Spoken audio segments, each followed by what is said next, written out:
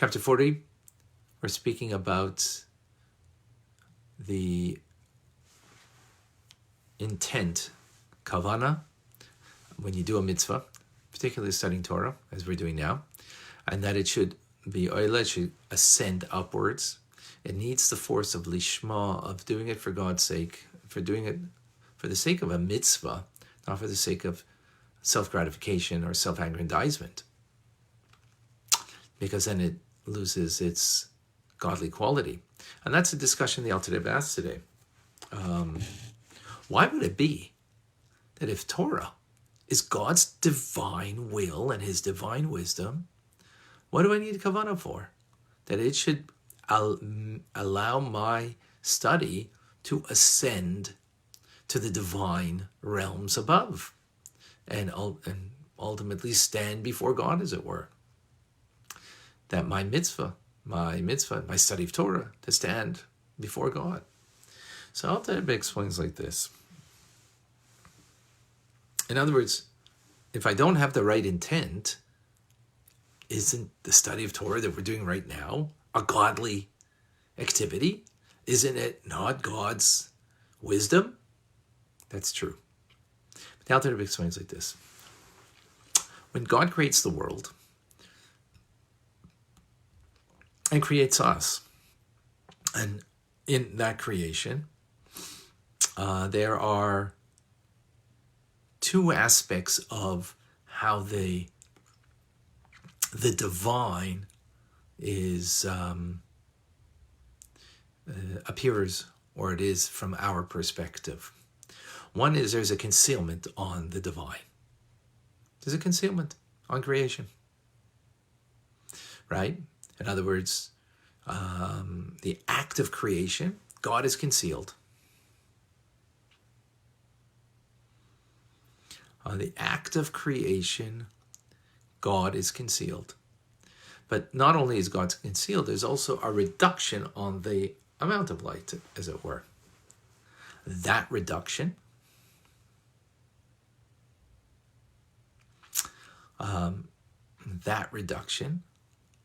on the amount of light even though there's a divine wisdom, but yet me saying words of Torah, me saying words of prayer, for example, there's my animating soul that is engaged, animating/animal soul that is engaged in saying the words of Torah, saying the words of prayer. In my saying the words of Torah right now, there's a reduction of the light of God. In the words of Torah, there isn't a concealment of the light of God.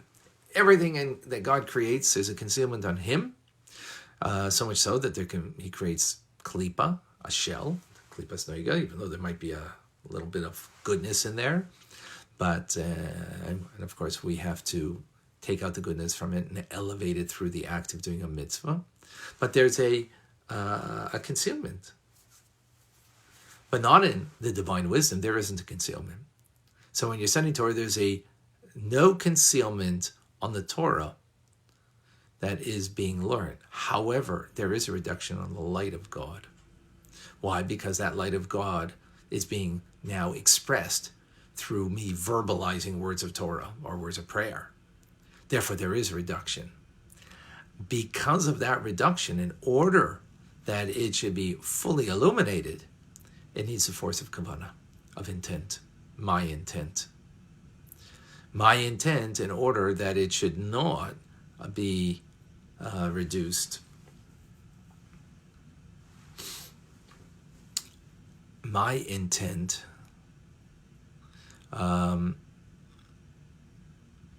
that in order that it should allow the mitzvah that I am doing of studying Torah, that it should be able to rise up when the light is decreased, even though it's not concealing, but it's a decreased light because it's being expressed through the human condition. So in order to have it rise to the divine condition, so I need to be able to do something divine. And what's that? My intent, my love and awe that is propelling it to the divine, beyond the human condition. And therefore, it necessitates kavanah when we study Torah, even though inherently Torah is divine. Short class, that's it. The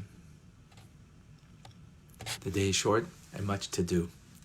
A reminder again, we need to sell our chametz if we didn't do it yet. You can do it on chabad.org. They have a place where you can sell the chametz. We need to get rid of our chametz, beer chametz, and at a certain time, it's here in Montreal at 10:16. We have to stop eating chametz and get rid of the chametz by 11:35. That's in Montreal. In New York, other places is different times, so you need to know those times because we can't eat chametz, throughout the day. And of course, most importantly, is to have your seder, even if it might be alone. Recognize you're not alone; you're with God Almighty, and we gotta do it with great fervor. And the most important thing is, folks, that this, just as we were redeemed the first time out of Egypt, we're going to be redeemed now also out of this Egypt, out of this restriction, out of this exile. And we want to get out of this very, very fast. So it will ease the pain and the suffering that so many people are going through.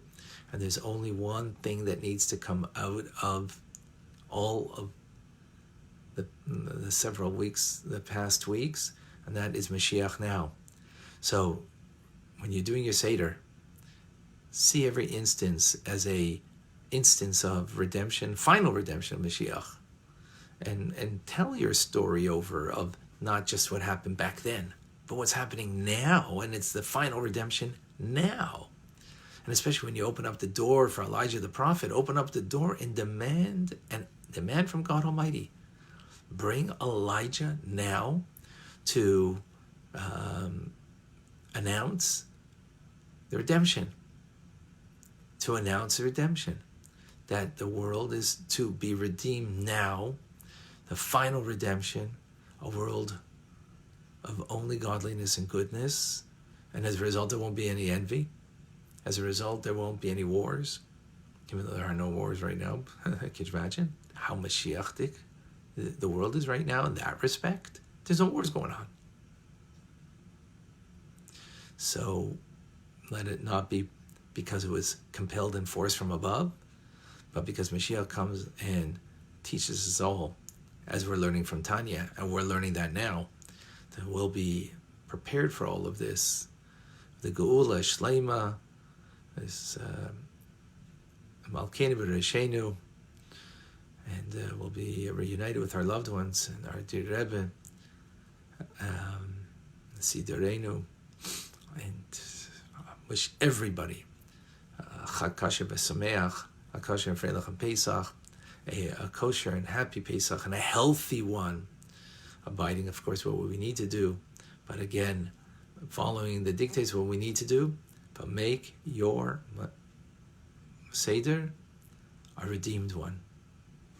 I'm Rabbi Ronnie Fine, coming to you from my home in Montreal, Canada, where I hope to be home with all of you in Jerusalem, in the Holy Land of Israel, in Jerusalem,